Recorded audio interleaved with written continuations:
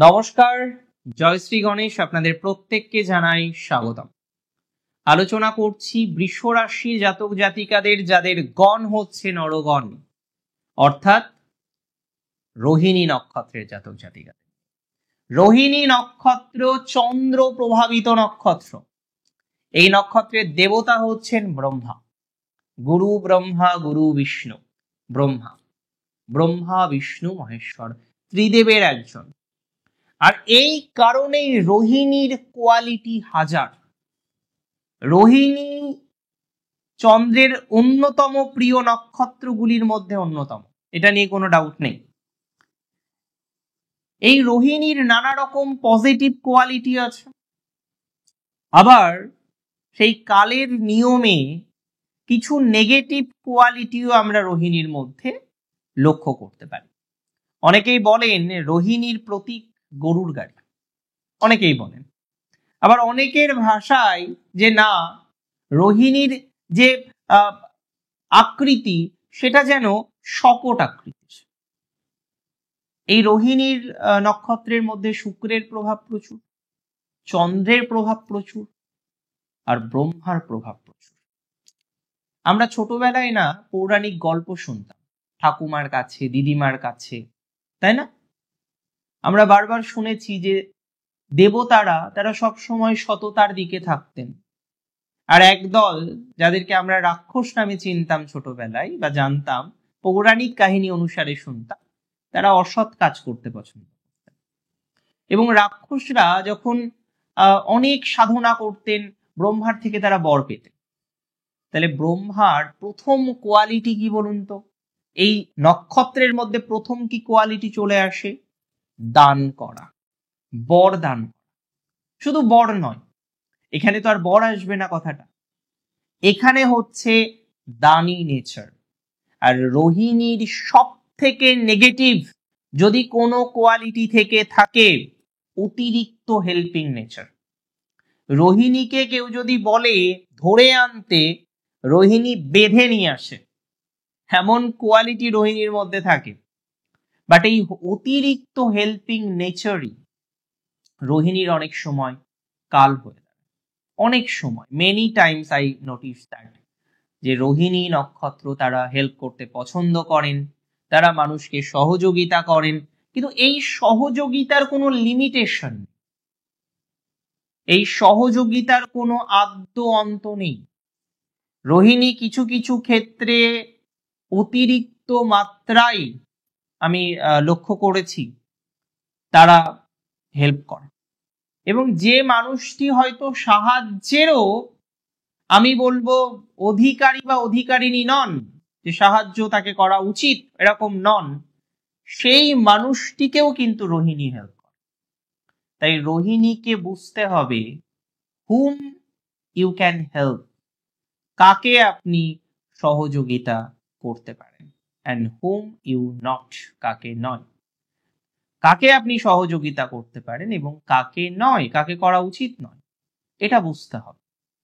রোহিণীর এই কোয়ালিটিকে ঠিক করতে হবে। নাম্বার 2, এটা হয়তো রোহিণীর মধ্যে 70-80%, ইভেন 90% ক্ষেত্রে প্রযোজ্য, প্রেমে কষ্ট পাওয়া। আমরা দেখেছি কিছু কিছু নক্ষত্র, কিছু কিছু রাশি, তারা প্রেমের কাঙাল, ভালোবাসার কাঙাল।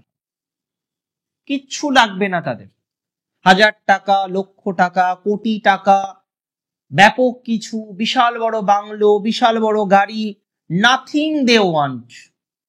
তারা একটা ভালোবাসা চায়, এবং সেই ভালোবাসাটা কোথাও যেন গিয়ে রিয়েল। রোহিণী নক্ষত্রের মধ্যে এই কোয়ালিটিটা আছে, তারা ভালোবাসার কাঙাল, তারা ভালোবাসা চায়, তারা ভালোবাসতে জানে, ভালোবাসাতেও জানে। কিন্তু অনেক ক্ষেত্রে আমি দেখেছি দিন শেষে রোহিণী অনেক একা।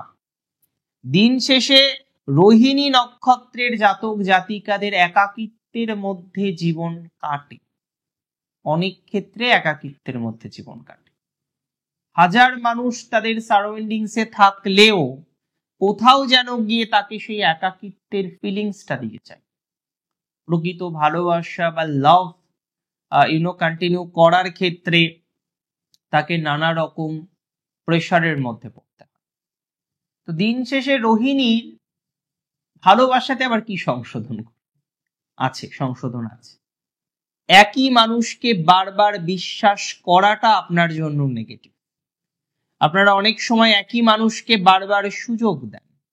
যে মানুষ একবার আপনাকে ঠকিয়েছে, আপনাকে ভালোবাসা থেকে একবার কষ্ট দিয়েছে, আপনি পুনরায় সেই মানুষটিকেই আবার বিশ্বাস করতে উদ্যত হন।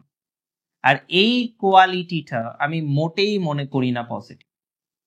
রোহিণী নক্ষত্রের জাতক জাতিকাদের এই কোয়ালিটি নিয়ে ভাবা উচিত, ডেফিনেটলি ভাবা উচিত।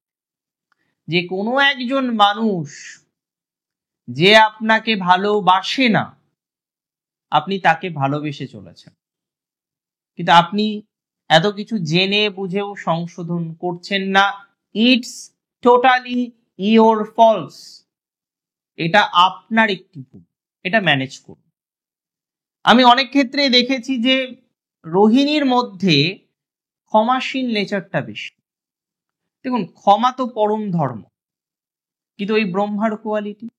আগে একবার বর পেয়ে ক্ষতি করেছিল দেবতাদের, আবার ভালো হয়েছিল কিছুদিন নামধারী, আবার বর প্রার্থনা করলেন, ব্রহ্মা হয়তো ক্ষমা করে দিলেন, বা সিগনিফিকেন্টলি তার থেকে হয়তো ক্ষমাশীল একটা নেচার আসলো। অ্যাকচুয়ালি যে অন্ন দান করতে পারে, নিজে না খেয়ে যে অন্ন দান করতে পারে, তার কাছে ক্ষমা পরম ধর্ম হবে, এটা স্বাভাবিক। আর রোহিণীর কাছে ক্ষমা পরম ধর্ম। রোহিণী ক্ষমা করে দেয়, প্র্যাকটিক্যালি রোহিণী ক্ষমা করে দেয়। তবে আমি মনে করি শত্রুকে ক্ষমা করতে নেই, দূরে থাকতে হয়, ভুলে যেতে হয়, কিন্তু পুরোপুরি ভুলতে নেই।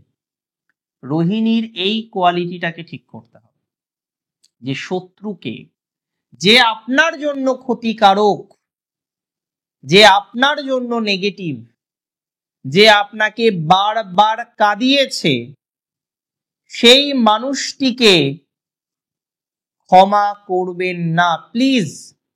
সেই মানুষটিকে ক্ষমা করার দরকার নেই। সেখানে কিন্তু পুনরায় আবার আপনার সমস্যা হবে, পুনরায় পূর্বের মতো আপনার কিন্তু চোখের জল ঝরবে। রোহিণীর এর পরের কোয়ালিটিটা আমি বলি। দেখুন, আর্থিক মিসম্যানেজমেন্ট মাঝে মাঝে আপনারা করে ফেলেন, এবং এখানেও আমি দেখেছি সেখানেও এই হেল্পের ব্যাপারটা আসে, পরিবারের পাশে দাঁড়ানোর ব্যাপারটা আসে। দেয়ার আর সেভারেল রিজন যে কারণে রোহিণী কোথাও যেন গিয়ে একটা সহযোগিতামূলক জায়গা জন্য বা সহযোগিতার জন্য সহযোগিতা করতে গিয়ে বা সোকল্ড ম্যাটারে তারা একটা প্রবলেমের মধ্যে পড়ে যায়। That's very true. এটাকে ম্যানেজ করতে হবে। রোহিণীর আর্থিক ম্যানেজমেন্টটা খুব দরকার। আমি প্রথম থেকে বলি, যাদের নক্ষত্র রোহিণী, আপনার সন্তানের যদি রোহিণী নক্ষত্র হয়, তার বয়স যদি 5ও হয়, আপনার চেষ্টা করতে হবে তাকে অর্থনৈতিক একটা ম্যানেজমেন্ট শেখানো। আপনার চেষ্টা করতে হবে সে যেন অর্থনৈতিক ম্যাটারটাকে প্রথম থেকে খুব সিরিয়াসলি ডিল করে।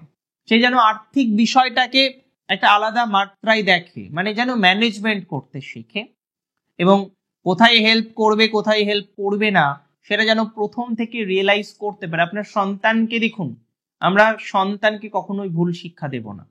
পৃথিবীর কাউকে আমরা বলবো না যে সে ভুল শিখুক, কিন্তু কিছুটা বাস্তববোধ তার মধ্যে আসুক। দ্যাট ইজ ইম্পর্টেন্ট, এটা দরকার।